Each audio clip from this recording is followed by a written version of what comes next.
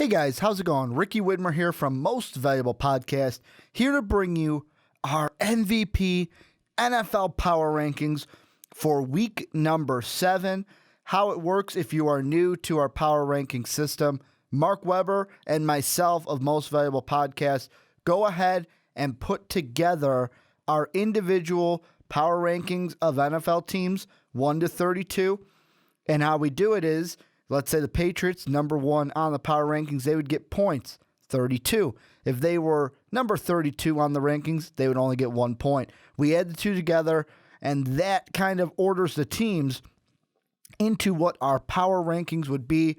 Another disclaimer for this video, I've kind of rearranged. Usually what I like to do over here is give you 5 of them, and then we have our last 2 kind of as like the top 2 dogs. What I did in this one, because of ties, so that we don't get a team up there with, let's say, 20 points, and then, the next team is tied. I tried to keep it to where it's even, so we don't have that bridge where I have to wait for the next couple of teams to get back in. If you're confused, you'll get it.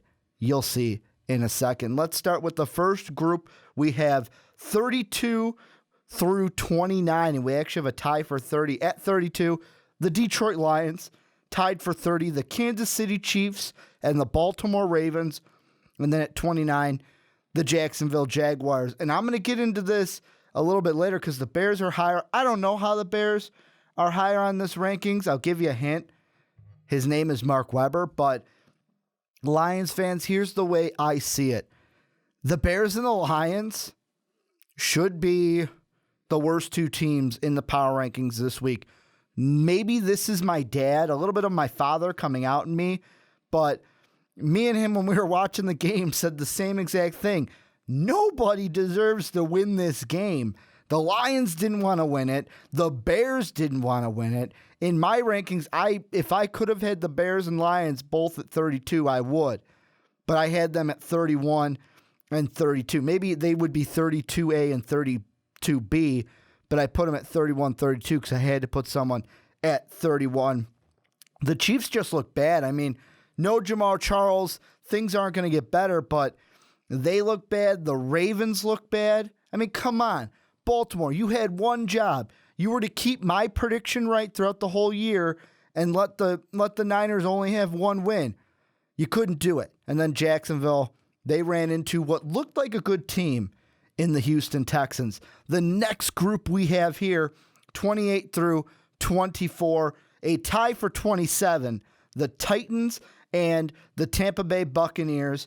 At 26, the San Francisco 49ers, 25, the Washington Redskins, and at 24, the Oakland Raiders. And we got 2 teams on this chunk coming off of byes, the Buccaneers and the Raiders. Raiders move up 2 spots, even though they didn't play.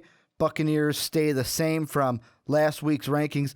Titans didn't look good, and I know that Marcus Mariota had an injury. Ken Wisenhunt not happy about the hit that his quarterback sustained, kind of in his own words, called it a dirty hit. That's what I got across from his press conference.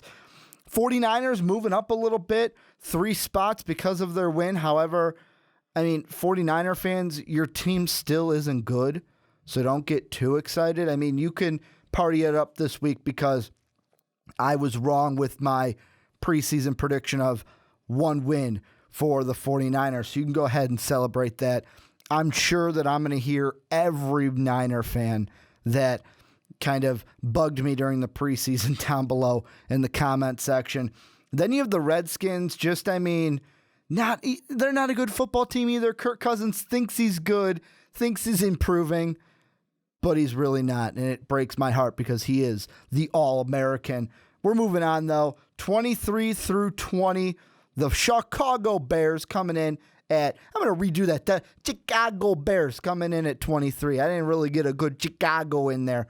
The Chicago Bears at 23, with the Miami Dolphins at number 22, the Houston Texans coming in at 21, and then the San Diego Chargers at number 20. And Chargers moved down 5 slots with their, it was a close win or close loss to the Packers. Came down to the last play. Mark had the Chargers, he had them lower than me, which was a shock. The way I looked at it was they played one of the best teams. I mean, the Patriots and the Packers are kind of like NFL elite. Yeah, you can kind of put in the Bengals as one of the elites, maybe, but really people are thinking about Packers and then, of course, the Patriots as the elite teams thus far. Chargers almost get a big win. Came down to the last play. However, this time it stayed in favor of the other team. Chargers with the loss. The Bears, like I said, they didn't want to win that game in Detroit. Detroit didn't want to win. No one deserved to win that game. Dolphins get a big win under their new head coach. Texans get a decisive win. I mean, yeah, it's the Jacksonville Jaguars, but it was still a good win. So all of these teams except for the Chargers and Bears getting wins. So 2 for 2, I should say. The next chunk, though, 19 through 15. Actually, we got a tie for 17, a three-way tie.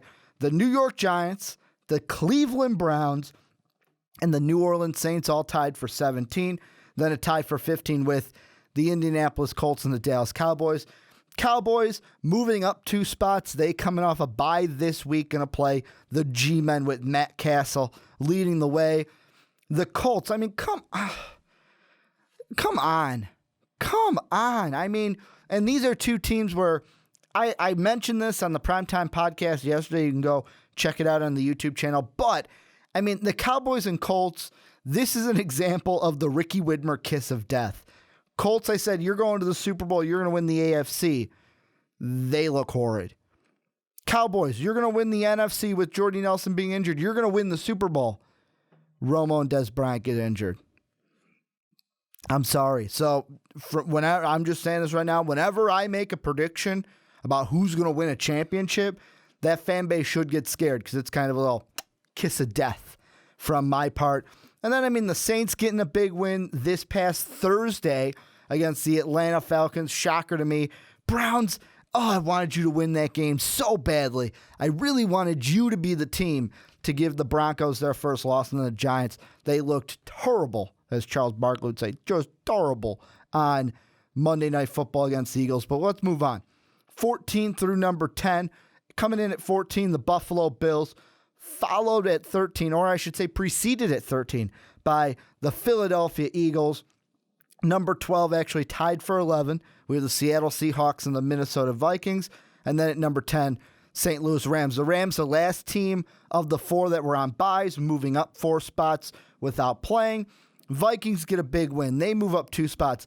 Seahawks, what is going on? The Seahawks this Thursday, I'm going to say must win for the Seahawks playing their arch rival in the 49ers. They got to get this win. They cannot let the 49ers beat them, or else, hey, I'm going to go ahead and say it. If the Seahawks lose this Thursday, game over, done. You may not even make the playoffs because there's no way you're going to catch the Cardinals if you fall into a 2-5 hole. Yeah, no way you are going to catch the Arizona Cardinals. Eagles getting a big win. Me and Mark have said it from the beginning, and when I mean from the beginning, I mean since the Romo injury.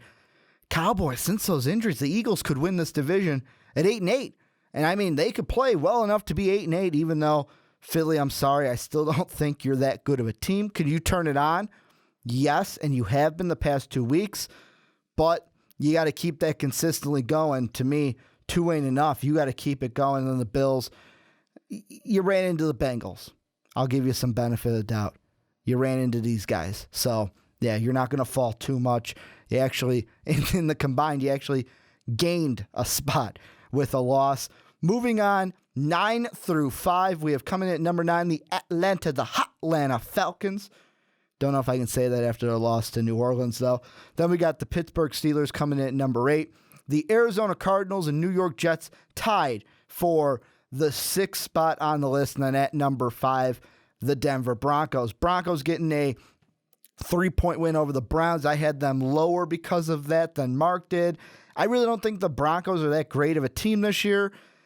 Yeah, you can say, yeah, they win. But if we're thinking power ranking wise, they're not. They shouldn't be that high if they're just skating by. Jets, to me, they're going to be a team that could really compete with New England this week to give them their first loss. Cardinals are just getting, to me, tough luck games. They played a Steeler team that was coming off a big win last week, beat them this week, plus Martavius Bryant came back.